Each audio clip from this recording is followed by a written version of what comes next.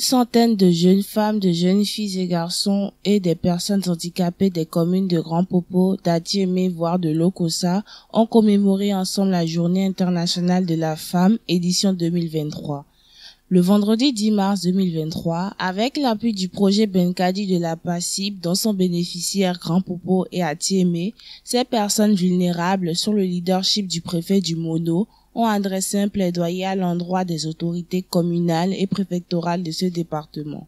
Cette journée de plaidoyer a démarré par une caravane au son de musique de fanfare qui a pris départ de la direction départementale du ministère Cadre de Vie pour aboutir à la salle de conférence de la préfecture de Lokossa où le message de plaidoyer a été porté au préfet. Cette commémoration est placée sous le thème « Digitalisation et innovation technologique » en matière d'adaptation basée sur les écosystèmes en faveur des femmes, des jeunes et des personnes handicapées. Selon le secrétaire permanent de la PACIB, Comlan Ernest Pedro, le thème met en évidence les priorités ABE exprimées par les personnes vulnérables au niveau des groupes de réflexion déjà en place dans les communes d'intervention du projet Benkadi et qui sont chargés du suivi de la prise en compte des priorités ABE dans les PDC 4e génération. La contribution de la plateforme des acteurs de la société civile au Bénin à la célébration donc de cette journée a été placée sous le thème « Digitalisation et innovation technologique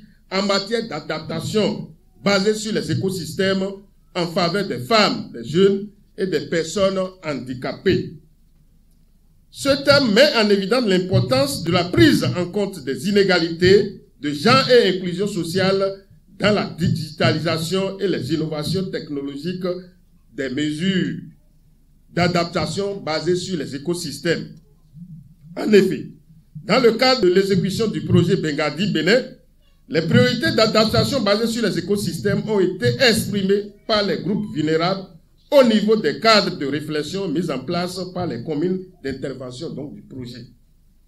Ces cadres de réflexion sont en fait chargés de suivi et de la prise en compte des priorités des ABE, c'est-à-dire adaptation basée sur les écosystèmes, dans les plans de développement communaux 4e génération en cours d'élaboration. Par cette célébration de la GIF, les femmes, les jeunes filles et garçons et les personnes handicapées ont tenu à rappeler aux autorités communales et préfectorales leurs priorités ABE exprimées et à intégrer dans les PDC de 4e génération en cours d'élaboration. Il y a à noter que l'objectif visé a été atteint puisque ces personnes vulnérables ont pu obtenir des autorités communales et préfectorales l'engagement pour prendre en compte leurs priorités ABE exprimées dans les PDC et à les impliqués dans leur mise en œuvre. Aussi l'ont-ils pris l'occasion à profit pour porter à la connaissance de l'opinion publique leur message pour le renforcement durable de leur résilience face aux effets néfastes du changement climatique. Nous vous demandons de nous soutenir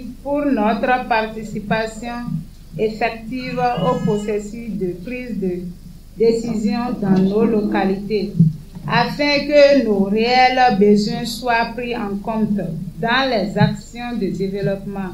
Prendre les engagements nécessaires pour que nos priorités déjà exprimées en matière d'adaptation basée sur les écosystèmes avec l'appui du projet Benkadi soient pris en compte dans les PDC 4e génération en cours d'élaboration.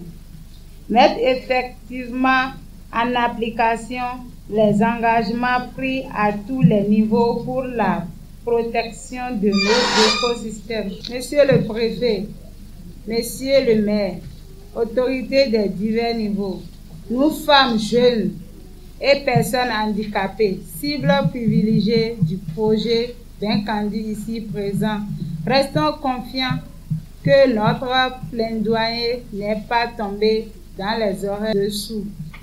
Et comptons sur votre engagement et dynamisme afin que des actions concrètes et efficaces soient menées pour l'amélioration de notre résilience.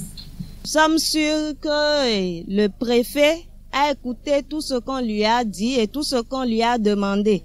Et il nous a promis que c'est pas du fait de ce plaidoyer, mais que c'est de nos droits.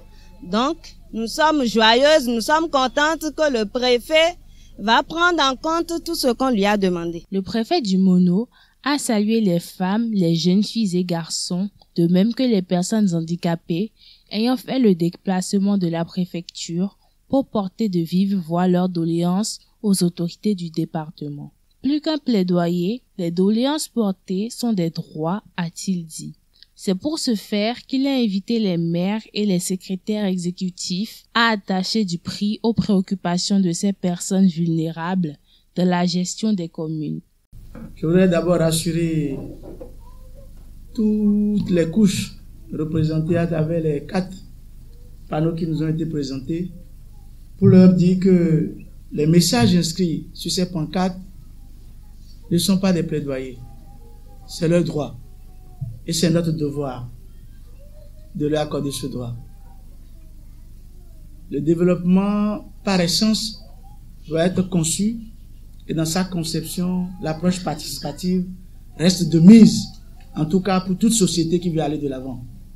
Et donc, ce n'est pas une affaire de femmes, de jeunes, de personnes en situation de handicap, mais c'est une affaire de tous. Le développement, c'est que chacun d'entre nous, quelle que soit la couche à laquelle il appartient, franchit un pas de plus pour faire avancer notre communauté. Je voudrais compter sur tous les acteurs de développement ici présents, notamment les maires et les secrétaires exécutifs, pour une prise en compte réelle de ces besoins qui ne sont rien que des droits. L'occasion nous est donnée de faire le bilan des progrès réalisés dans le domaine de la promotion des droits des femmes, de leur autonomisation, de l'égalité du genre, la protection des filles et des femmes contre les violences psychologiques basées sur le genre dans les espaces numériques et les innovations technologiques qui contribuent au changement collectif des comportements au sein de nos communautés. Le but visé par le projet Benkadi au Bénin étant de créer les conditions favorables pour que les communautés vulnérables aux effets néfastes des changements climatiques aient un accès égal aux lois, services et opportunités et soient résilientes au changement climatique. Les maires de Grand Popo et d'Atiémé ont rassuré tous les acteurs de la prise en compte de leurs doléances qui s'avèrent une nécessité pour le développement des communes. Je voudrais sincèrement promettre ici, devant le préfet et devant l'assistance, que vous qui êtes nos mamans, vous qui êtes nos femmes, si vous n'avez pas nos soutiens, c'est que ça va échouer.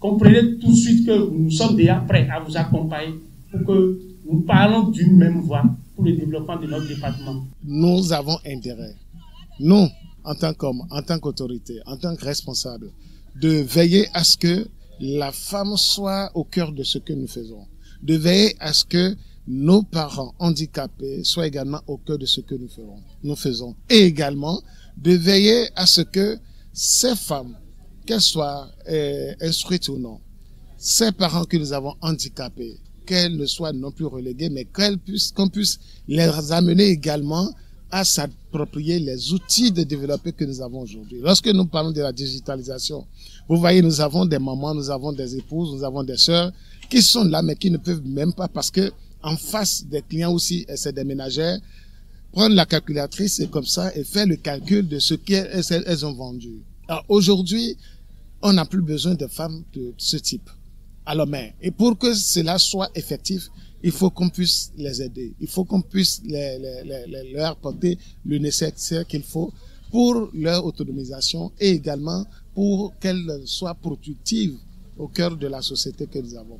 Absolument, les doléances, nous nous retrouvons parfaitement là-dedans. Et déjà, en tant que maire, nous travaillons déjà au niveau de nos conseils à ce que ces doléances, même partiellement, soient déjà prises en compte au niveau des PDC que nous sommes en train d'élaborer. Et là, ça va déjà nous permettre, nous aussi, d'appuyer ces structures, ces OSC qui travaillent comme Benkadi, à pouvoir également donner le peu de pouvoir qu'il faut. Une parcelle à ces femmes, à ces personnes handicapées à exploiter pour le bien-être, d'abord leur propre bien-être et également pour le bien-être de la communauté.